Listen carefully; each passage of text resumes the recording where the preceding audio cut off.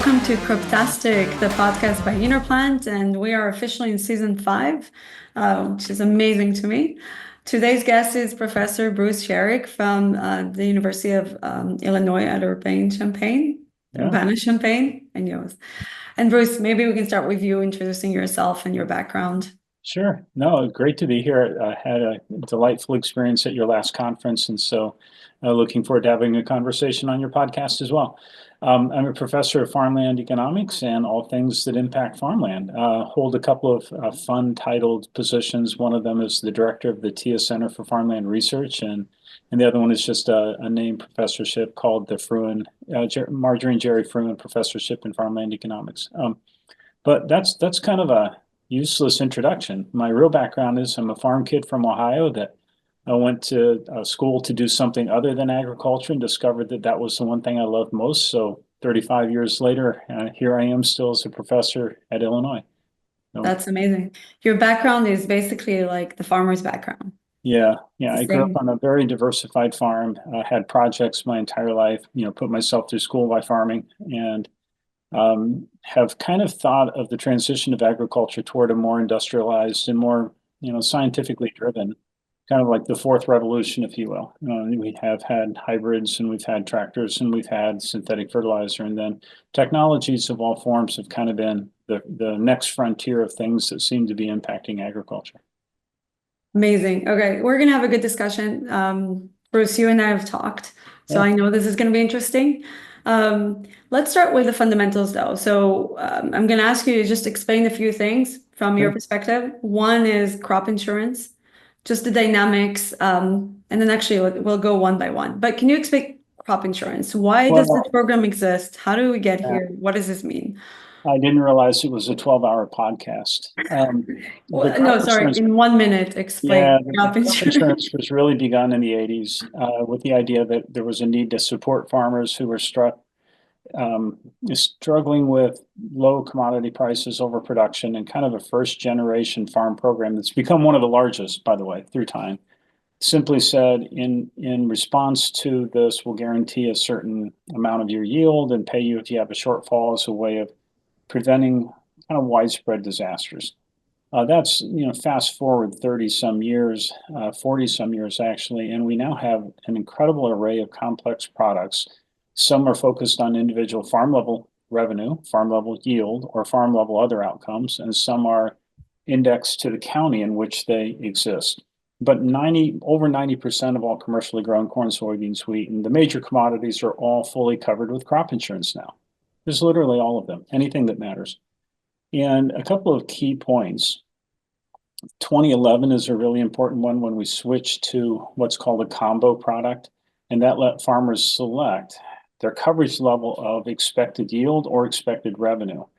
And then prior to that, a couple of other things happened. And of course, we look back at notable product modifications like the biotech yield endorsement. A big reason why Roundup Ready became so broadly understood and accepted was it became considered a good management practice. The crop insurance lets a farmer do essentially the following. I can try to do the best sets of business practices and management practices, and if either prices plummet for some reason, maybe overproduction in another part of the world or this part of the world, or tariffs, in fact, can lead to things like price declines, the government will guarantee a minimum total revenue. That's become subsidized, and it's a very popular program, very popular with compared to direct payments because it's intended to be countercyclical. If revenues are down, you pay more to the farmers. If revenues are up, you pay less. And so it has a natural on-farm countercyclicality. But the subsidy to get farmers to participate is really critical. Because you can't go rate every single farm and every single operation exactly accurately. And it's not like car insurance where the participant is influencing the risk because weather is somewhat outside the farmer's control. Right. You end up with subsidies that can be 60%, 50%, 40, 50% of the expected value of the program. And the program is mandated by Congress to run at a loss ratio of 1.0, which means for every dollar you put in, you should get sort of $2 back. It doesn't work out that way because of all kinds of other rating difficulties and just frictions in markets. but you should make money buying insurance, which makes it a pretty popular product. But again, the things that then influence risk, and to tie it back to interplan a bit, if you have something that you can demonstrate reduces risk, then you get a break in the premium. If you have a farming situation that is super high risk, like you're in a floodplain, you have to pay extra premium. And so these modifications used to be as simple as, did you plan on time? Well, now they're becoming, did you plan on time? What hybrids did you use? Did you plan on time? What hybrids did you use? And did you make all the appropriate plant health kind of decisions along the way, fungicides and insecticides and so on? And then did you actually perform other activities that were appropriate for risk management? So it's become very targeted toward risk management kind of as a generic concept. I mean, it makes sense, especially when you have a government race program versus the private market programs. Right. And we need this because without these programs, it's going to be really hard to farm. So tying this together with the other topic I wanted you to talk about is the farm economy, right? Yeah. You talked about the highs and the lows. We're very much at the low. We got here through a lot of different circumstances, right? Whether it's commodity prices, low interest rates that created, a gluttony of products in the market. How did we get here exactly? And how does this get better? Oh gosh, again, I always talk about the ag economy in terms of the three I's: income, interest rates, and inflation.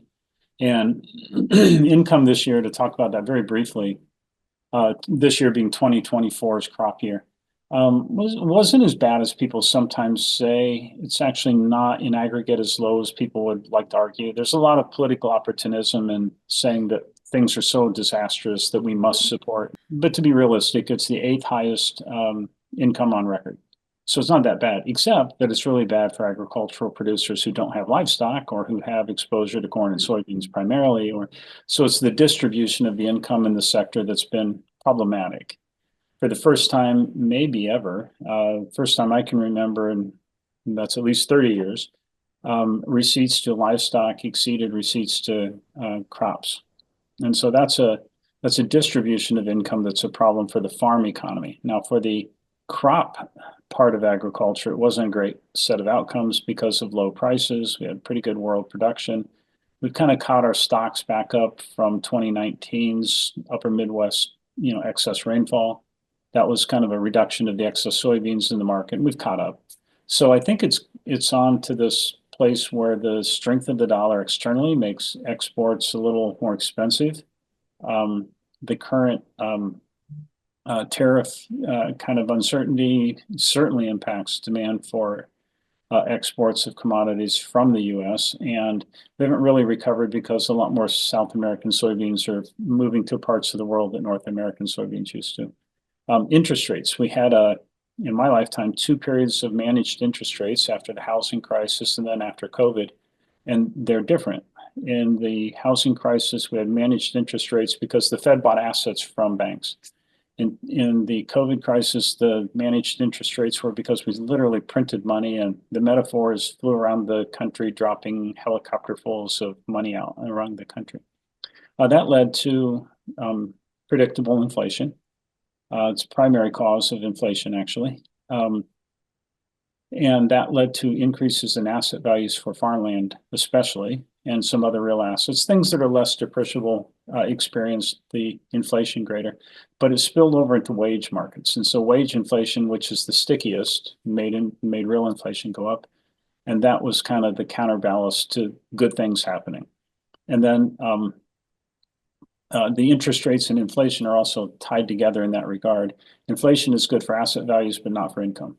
And so again, you have these kind of external things pinging the industry, and depending on the shape of your own personal balloon, when you push on one side, it comes out somewhere else. And that's kind of how I look at the farm economy right now. More asset value uncertainty than perhaps at any other point in my, literally 30 plus years that I've been studying this.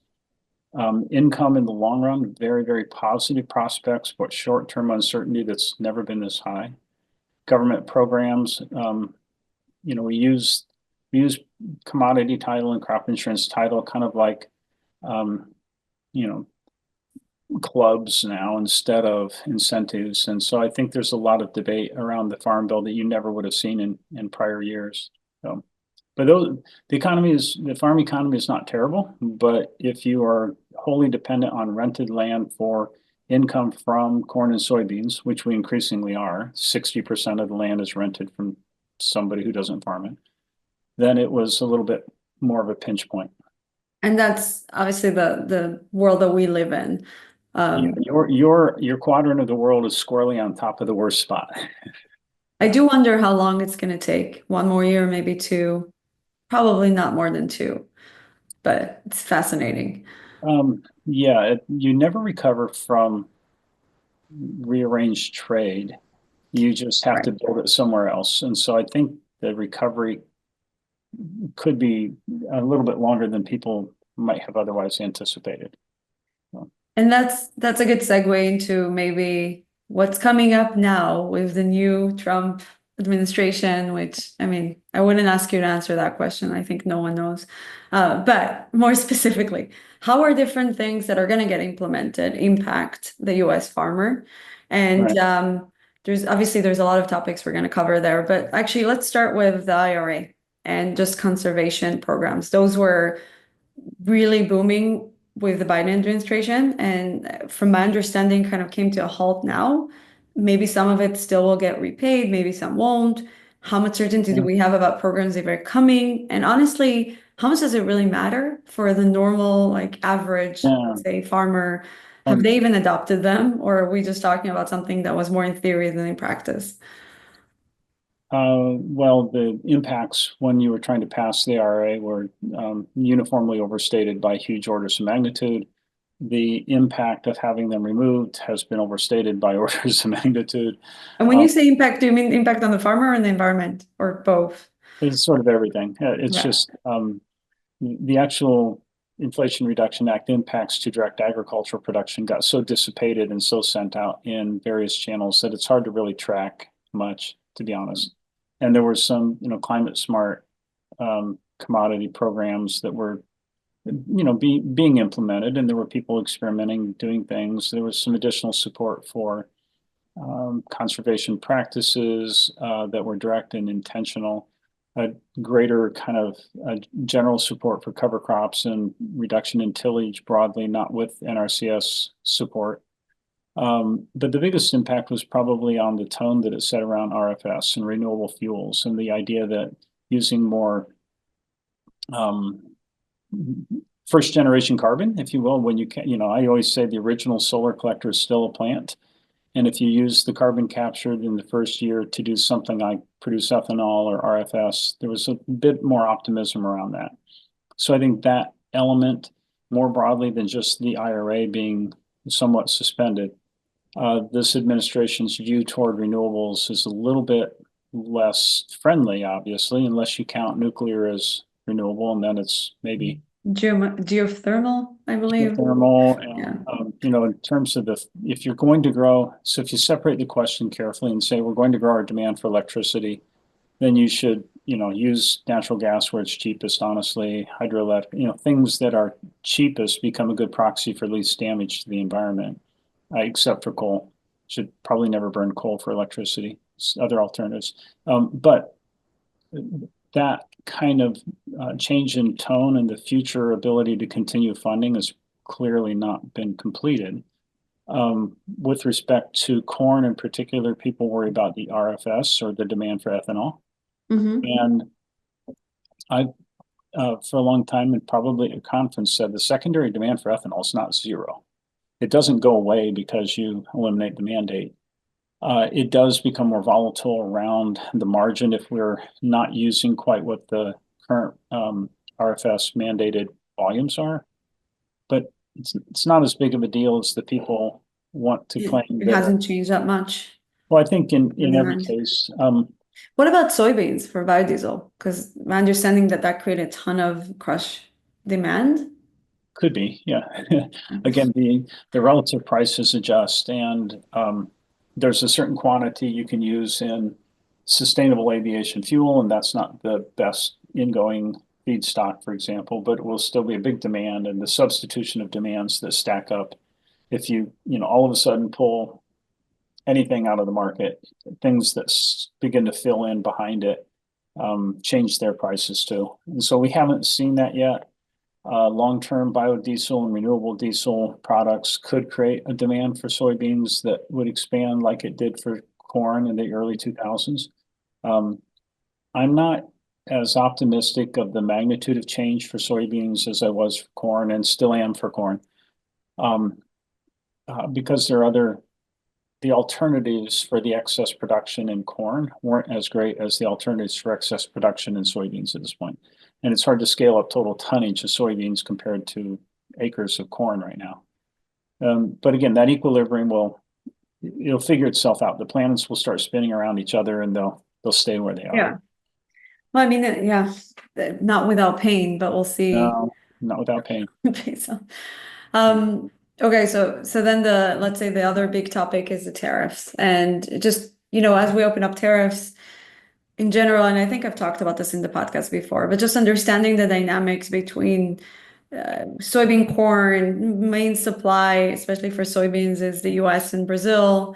The main demand comes from China, and then Europe actually buys a lot of GMO soybeans and corn, which most people don't know.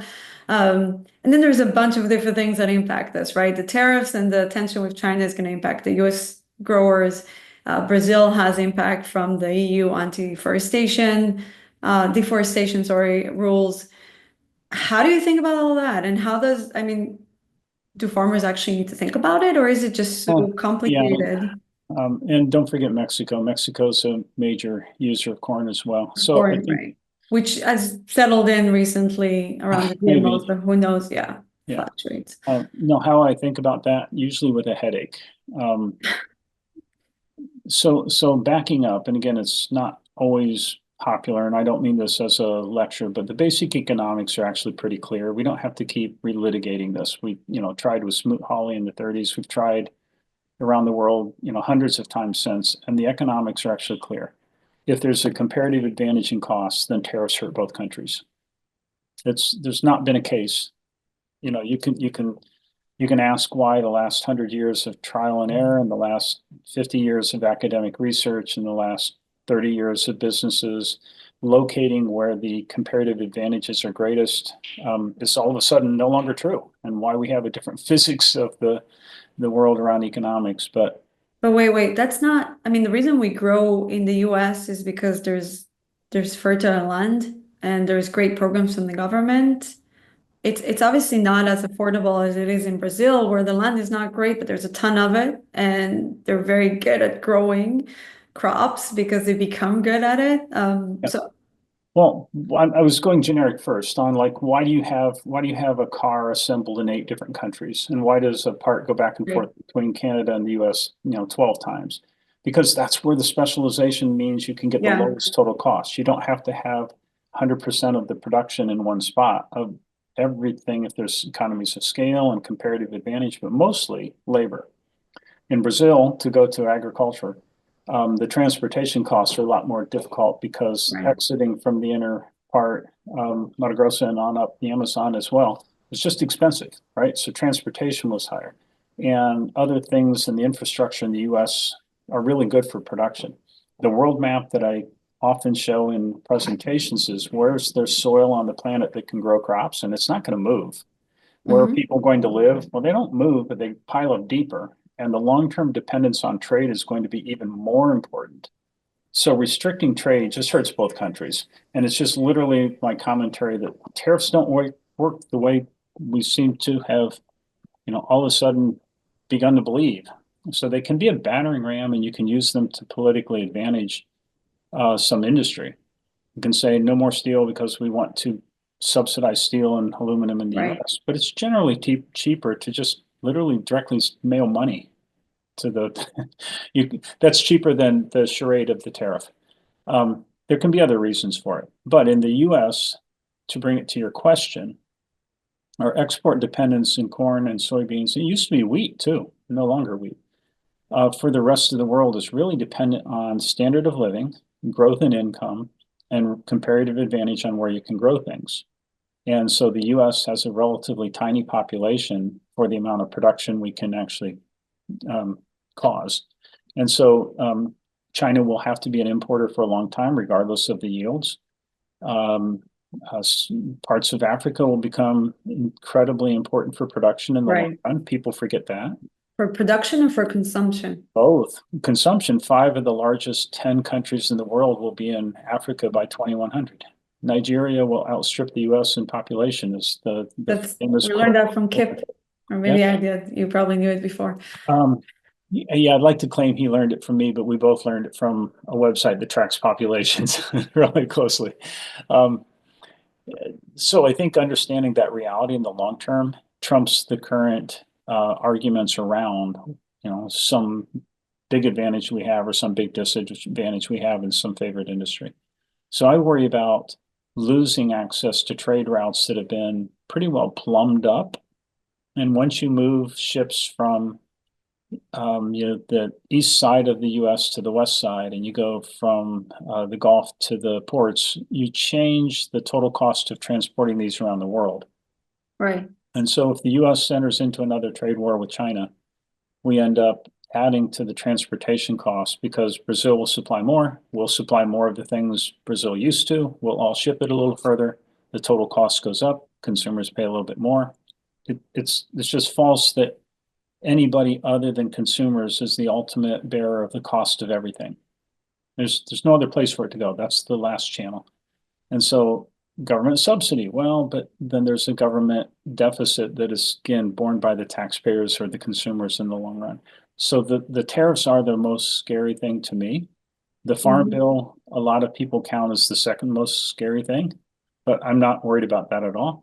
It's an incredibly sacrosanct piece of legislation. It just gets used until people are kind of done beating each other up over how much of it is SNAP and how much of it is farm programs and who can get the best headlines about putting farm back in the farm bill, or who gets the best headlines of, the distribution of income here versus the single mom who's getting $8 a month on food stamps isn't really the problem, is it? You have these very pithy headlines that are used to battle over it. And then hopefully sensible people will get in the room and pass something that I expect it to look a lot like the current farm bill. So actually, I was going to ask you some more, let's say, explanation, you teaching questions, but maybe we can mix it up now that I'm thinking about it. So everything you talked about and everything I was going to ask you, it's all geopolitical, right? It's all, what's the perception of the farm bill? How is that going to impact politics?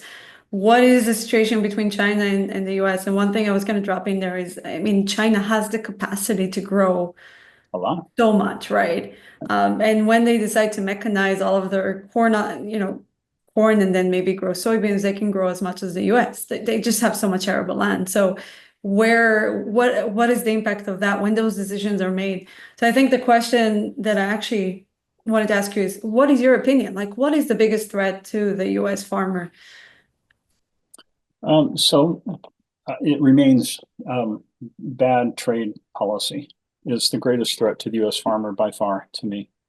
The world demand for food is pretty much understood, but the price is what rations where it goes and how much of it we eat in the form of grain that we feed to an animal first. I mean, that's the first level, first order physics, if you will, of the economics of this is that people want to eat higher quality diets when they're poor. People in rich countries eat too much sugar and fat, but the demand for too much, too little, depending on your view on lots of things and where you are.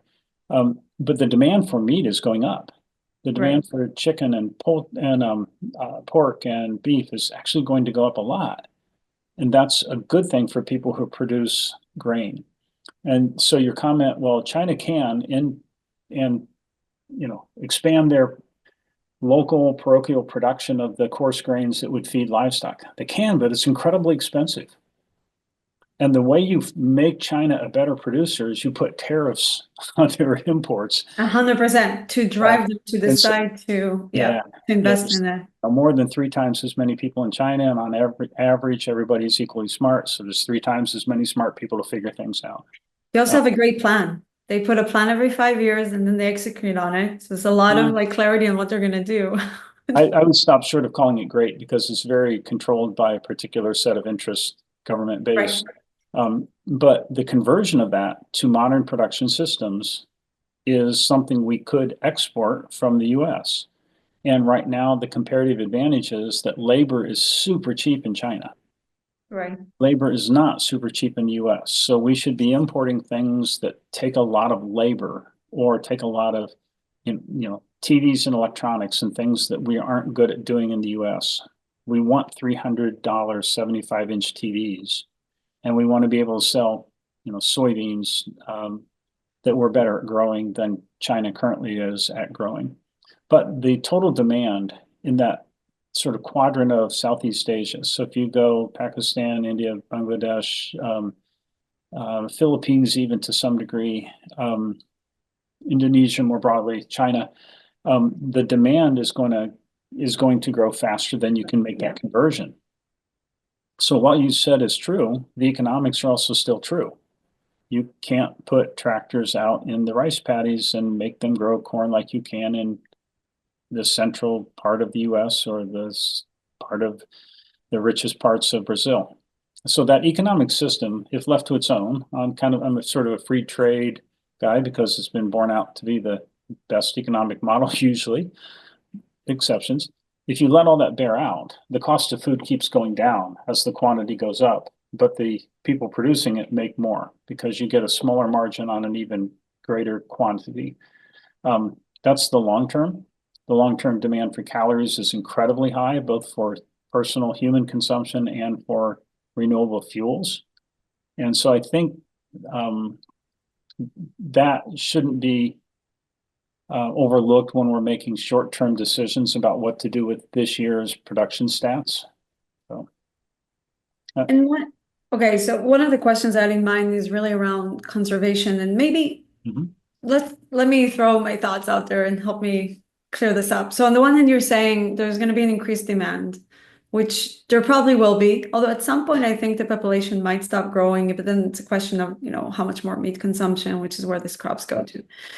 So increased demand on the one hand. On the other hand, there's a lot of people talking about, can we stop farming the marginal land, right? Because there's a certain amount of land anywhere you farm in the US, in the UK, any place, where you're just not producing that much. And then the question is, can you return it to nature? Are you going to be able to sequester more carbon on that land, create biodiversity? Is it useful for that source? How do you create programs that will make those two things happen at the same time? Well, the programs that keep them from happening at the same time are the ones where you're subsidizing one favored production. Right. Yeah. Right. So the amount of land we use for like planting houses on good agricultural ground is one thing that people like to point at. It's a relatively small amount, but it tends to be proximate to other places, which also have the shortest transportation costs. So that's one dissipation kind of factor for farmland and intensification. And that intensification means those marginal lands you were talking about become increasingly more attractive. If you get rid of another few thousand acres in Illinois, a few thousand acres in Iowa, the pressure on those. So there's some technologies that make them more productive, some technologies that make. And that's a good thing. Well, I think I measure conservation in ways like how many pounds of nitrogen per bushel of corn, not how many pounds of nitrogen did you put on, but if you can make your nitrogen per bushel of corn go down, that's more sustainable. Likewise, in the marginal lands, if you can improve their productivity or use less inputs, all of these calculations to me can be made in a way that says, is that better or worse? Another raging debate is, should we cover up agricultural land with solar panels? And that's a complicated conversation because it depends who's subsidizing which part, and they're both industries that are incredibly subsidized.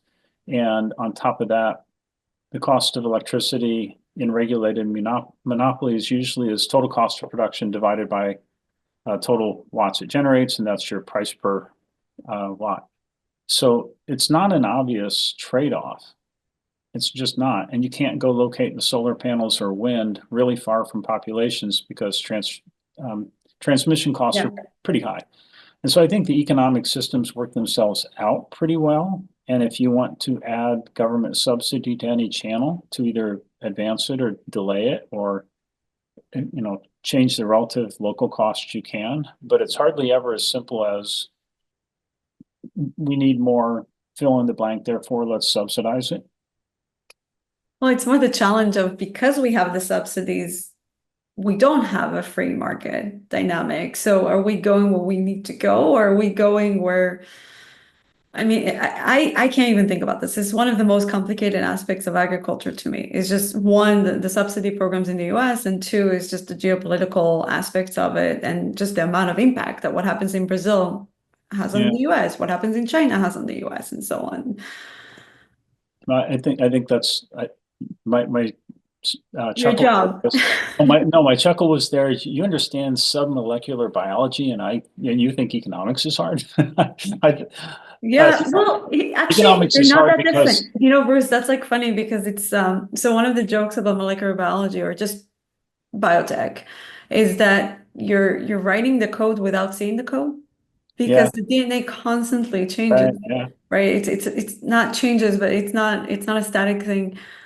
Maybe it's the same, right? Like you're changing the policies without being able to understand what are the impacts of those in different absolutely. places at the No, same time, and it's hard. oh gosh, that's such a great, the comparison is so apt there.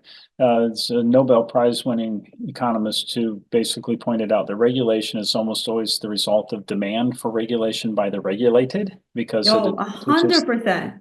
yeah, A great, hundred percent regulatory mostly helps the the people regulate, that know how to regulate and are comfortable with it. yeah. Actually, that's another topic we're going to touch on, I guess. So if we have a few more minutes left, what do you think about regulatory policies and how are those going to impact agriculture going forward? Obviously, we have Yeah. RFK coming in and it's going to be wild. Who knows, right? Is it going to be pesticides? Is it going to be seeds? Is it going to be processed foods? Yeah. I don't know, EPA, what's going to happen there in your perspective? Uh, I think it's always healthy to consider the fringes of what you know, and it's always healthy to look at trying to learn more things. But we have a pretty long history of studying things pretty Mhm. carefully, and so the margin that's not known is pretty well defined. And I sort of trust the scientists who spent 30 years of their life in the universities who've been doing basic research to understand things like LD50s better than an environmental lawyer who has been suing people in you know locations for things that turn out not to be true.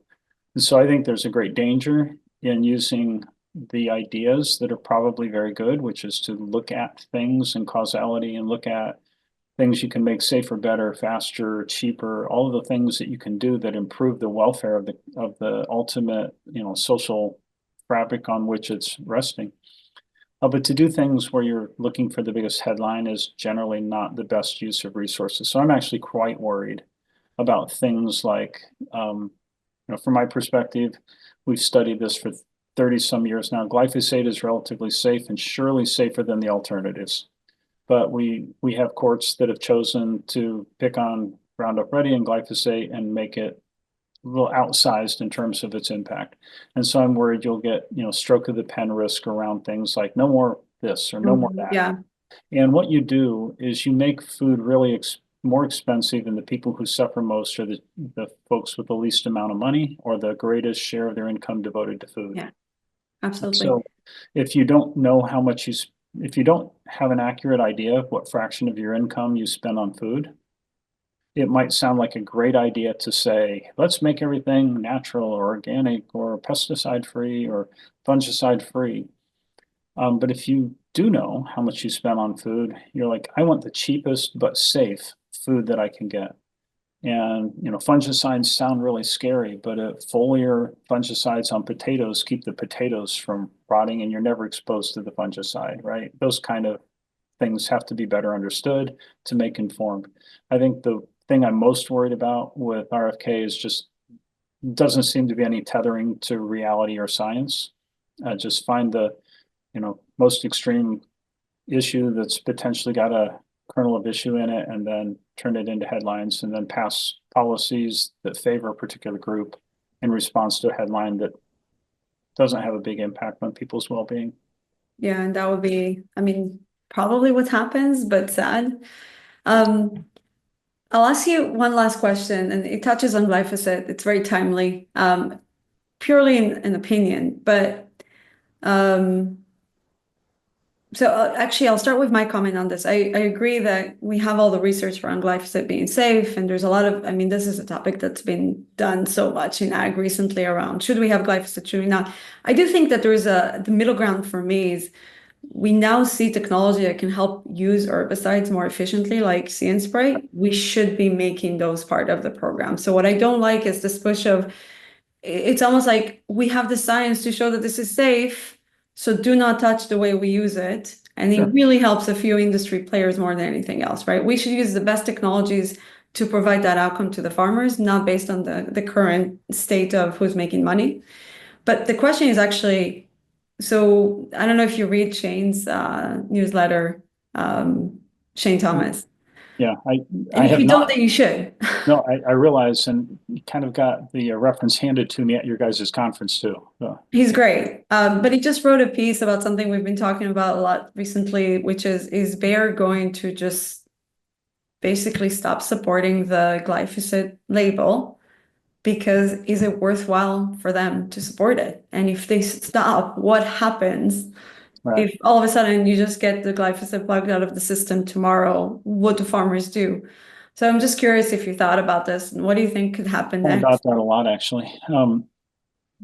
So I don't think you'll have exactly that kind of outcome from Bayer making the decision. It's too integrated in ready-to-use products and alternatives and things that people use to spray their sidewalk.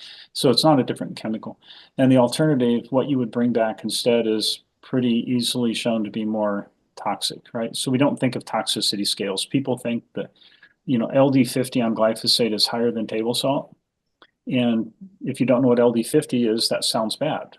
But if you know what LD50 is, that means it's safer than table salt. So I think these See and Spray technologies, for example, or selective use of even intensity or the dosing are really critical. And we're getting to the point, the Blue Waters program and robotics and others are in the See and Spray world are getting so incredibly cool that if that doesn't assuage the fears of people that you're only putting a small amount on the thing that is preventing the plant you want from thriving, I think that's got to happen.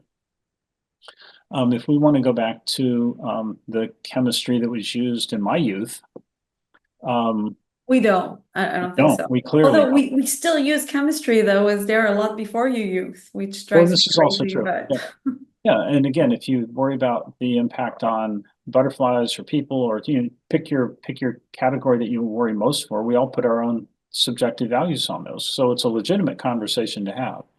And it's an important conversation to have with the facts behind it and with the different interest groups that are all expressing their interest in the room at the same time. It's not a good idea to make those decisions in an office in DC with a lobbyist saying, hey, but we can get you reelected if you do this. So Right. those are the problems that I see with the emphasis from HHS on agricultural issues.